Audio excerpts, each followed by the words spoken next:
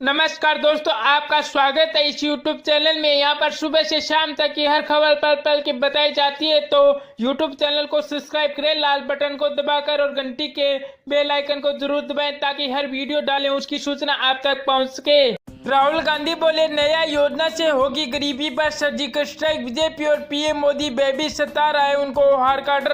कांग्रेस अध्यक्ष राहुल गांधी ने कहा कि पार्टी की ओबीसी इकाई को राष्ट्रीय सम्मेलन को संबोधित करते हुए उन्होंने कहा कि नया आय गारंटी योजना की गरीबी पर सर्जिकल स्ट्राइक होगी और इसकी घोषणा लोकसभा चुनाव में भारतीय जनता पार्टी भाजपा की हार सुनिश्चित कर दी है। प्रधानमंत्री नरेंद्र मोदी पर निशाना साधते हुए उन्होंने कहा कि वर्तमान शासन के कई लाख करोड़ रुपए कोऑपरेटिव बैंक को दिए, जबकि गरीबों से 15 लाख रुपए उनके खाते में डालने का झूठा वादा किया।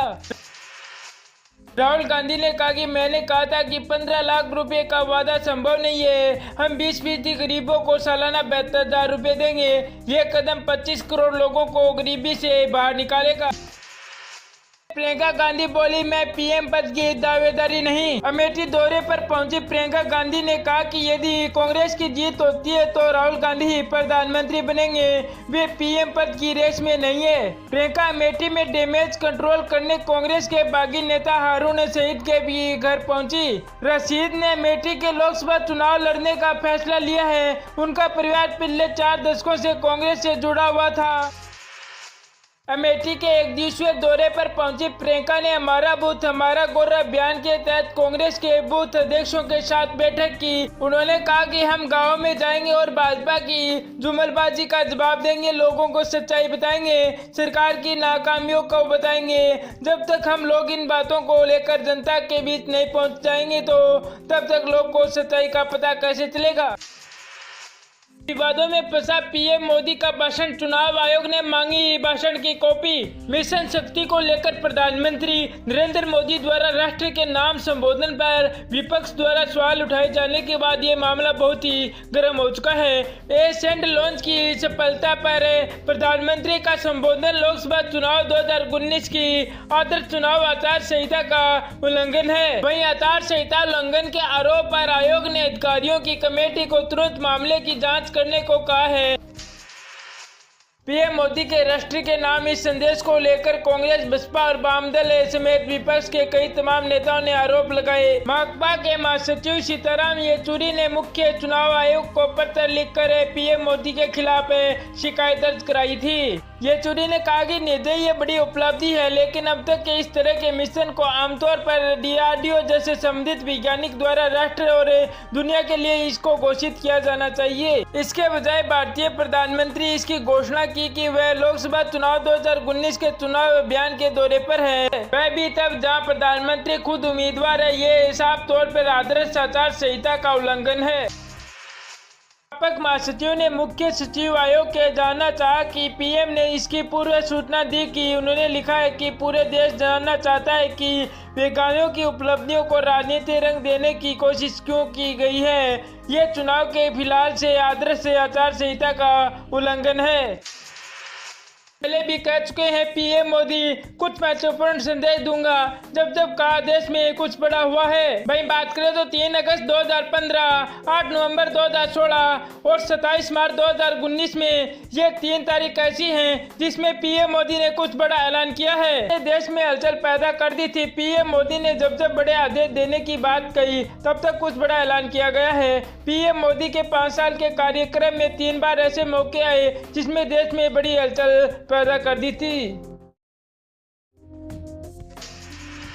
3 अगस्त 2015 को भारत सरकार की ओर से एक संदेश भेजा गया जिसमें कहा गया था कि भारत सरकार एक बहुत बड़ी घोषणा करने वाली है। इस संदेश के बाद भी देश की जनता में खलबली मच गई थी। ये पहला ऐसा वक्त था जब इस तरह से किसी ऐलान के जरिए संदेश भेजा गया था। इस संदेश के कुछ देर बाद भारत सरकार ने नेशनल ऐतिहासिक फ्रेमवर्क समझौते का ऐलान कर दिया।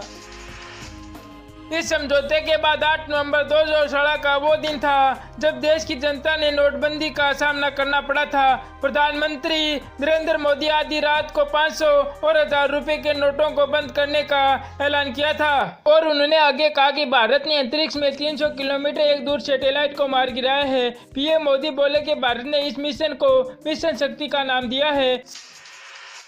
27 मार्च 2019 में अंतरिक्ष में महाशक्ति बन गया है। इस मिशन को भारत ने सिर्फ 3 मिनट में पूरा कर लिया है। भारत को ये कामयाबी एसैट मिसाइल से मिली है। हमारे वैज्ञानिकों पर हमें गर्व है। अमेठी में प्रियंका को लेकर शुरू हुआ पोस्टर वार, लिखा है 60 साल का हिसाब दो। कांग्रेस महासचिव प्रियंका गांधी वाड्रा ने अमेठी पहुंचने से पहले पोस्टर वार शुरू हो गए हैं। मुसाफिर फिर खाना कस्मे में लगे पोस्टर में लिखा है कि क्या खूब ठगती हो, क्या 5 साल बाद ये अमेठी में दिखी हो, 60 साल का हिसाब दो। कहे गए पोस्टर में ये चुनाव देख, चुनाव पहले ही सारी नहीं होगी, होशियार भी लिखा हुआ है। इस पोस्टर पे सपा छात्र सभा के नेता जयसिंह प्रताप यादव का नाम भी लिखा हुआ है। योजना पर राहुल गांधी बोले, गरीबों पर कांग्रेस का ये सर्जिकल स्ट्राइक है। कांग्रेस अध्यक्ष राहुल गांधी ने न्यूनतम आय योजना नया को पार्टी की गरीबी पर सर्जिकल स्ट्राइक करार देते हुए दावा किया कि वे हिंदुस्तान से गरीबी को खत्म कर देंगे। उन्होंने आगामी लोकसभा चुनाव को 2 विचारधाराओं की लड़ाई बताते हुए कहा कि हमने फैसला किया कि अगर प्रधानमंत्री नरेंद्र मोदी अमीरों को पैसा देते हैं तो हम कांग्रेस पार्टी गरीबों को पैसा देगी।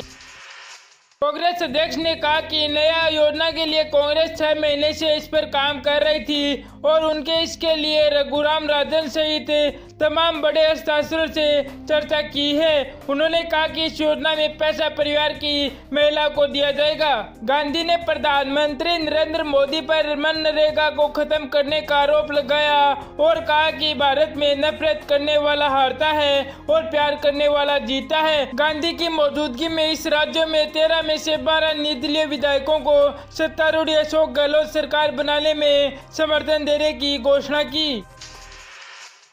तो 3 अप्रैल को राज्य के टिकट पर मथुरा से नामांकन दाखिल करेंगे शरद यादव। पप्पू यादव से होगी जंग। शरद यादव 3 अप्रैल को मथुरा से राजद उम्मीदवारों के तौर पर अपना नामांकन दाखिल करेंगे। हालांकि अभी तक उनकी सीट से औपचारिकता और घोषणा राज्य की तरफ से नहीं की गई है, लेकिन मथुरा से उनका नामांकन दाखिल करना तय माना जा रहा है। शरद यादव 4 बार मथुरा से सांसद रह चुके हैं। चुनाव के बाद शरद यादव की पार्टी का राज्य विलय हो जाएगा। मथुरा में उनके सामने जेडीयू के उम्मीदवार नीतीश चंद्र यादव और जन अधिकारी पार्टी के सांसद पप्पू यादव से होगा। 6 विधानसभा सीटों वाले मथुरा में जेडीयू और राज्य के बीच में चुनावी घमासान होता दिख रहा है। 3 बार लालू यादव भी सीट पर प्रतिनिधि रह चुके हैं। शरद यादव पहली बार मथुरा में 1991 में चुनावी जीते थे। इसके बाद 1996 में उन्हें दोबारा जीत मिली थी। 1998 में लालू यादव जीते तो 1999 में फिर से शरद यादव ने जीत पर कब्जा कर लिया था। 1904 में लालू यादव ने इस सीट पर कब्जा किया था।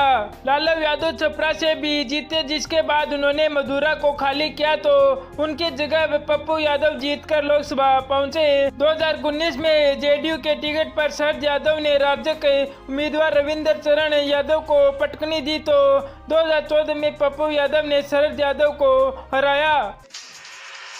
बीजेपी ने 39 उम्मीदवारों की सूची जारी। यूपी से 29 प्रत्याशियों की हुई है घोषणाएं। भारतीय जनता पार्टी बीजेपी ने लोकसभा चुनाव के लिए उम्मीदवारों की 10वीं सूची जारी कर दी है। इस सूची में पार्टी ने उत्तर प्रदेश की 29 सीटों पर और पश्चिमी बंगाल की 10 सीटों पर उम्मीदवारों की घोषणा की है। बीजेपी की सूची के मुताबिक उत्तर प्रदेश की इलाहाबाद सीट से सीता ब्राह्मण जोशी को टिकट दिया गया है। वहीं रामपुर से जया प्रसाद, पीलीभीत से वरुण गांधी और सीतापुर से मेनका गांधी को टिकट दिया गया है। लोकसभा चुनाव की तारीख का ऐलान हो चुका है। इस बार कुछ 7 चरणों में चुनाव किए जा रहे हैं। पहला चरण 11 अप्रैल को, जबकि अंतिम चरण 19 मई को होगा। वोटों की गिनती 23 मई को होगी। इस बार भी ऐसे मतदाताओं की संख्या बढ़ी है जो पहली बार वोट डालेंगे। मुख्य निर्वाचन आयुक्त सुशील अरोड़ा ने कहा कि इस बार लोकसभा चुनाव में मतदान करने वालों की संख्या लगभग 90 करोड़ होगी। उन्होंने आगामी चुनाव को लोकतंत्र का सबसे बड़ा त्योहार बताया है। उन्होंने कहा कि इस बार लगभग 10 लाख मतदाता केंद्र होंगे जो 2014 के आम चुनाव में रहे थे। 9 लाख से अधिक कुल मतदाताओं में से 1.50 करोड़ मतदाता 18-19 साल की उम्र के होंगे। उन्होंने कहा कि निर्वाचन आयोग ने चुनाव के लिए एक बहुत ही बड़ी व्यापक तैयारी की है। वीडियो को लाइक और सब्सक्राइब जरूर करें, यही हमारी मेहनत का फल है।